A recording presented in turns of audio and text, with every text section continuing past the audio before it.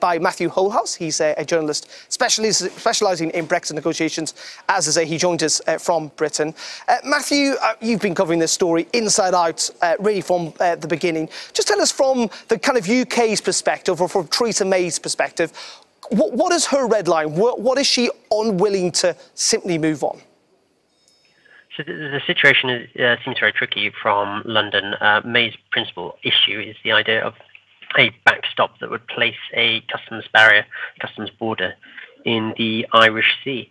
Now, what Downing Street was saying this morning is that there is this fundamental disagreement about whether that could possibly be part of the backstop option. Downing Street is saying that was still on the table in the text that was under discussion last night, and that's why the Prime Minister had to walk away. OK, Matthew, we're gonna leave it there, but thank you very much indeed. As Matthew was getting to there, the backstop remains the key issue here. There's been talk today about a backstop to the backstop. What does that mean? It's about time limiting. Basically, at some point, can you say that the backstop is finished?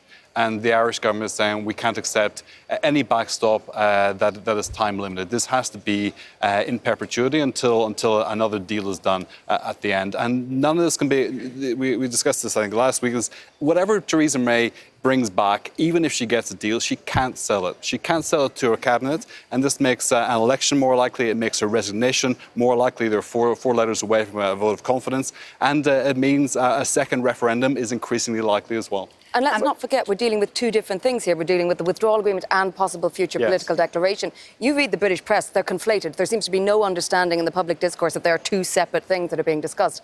And that, it just sort of is endemic of the whole lack of understanding of how these negotiations are taking place.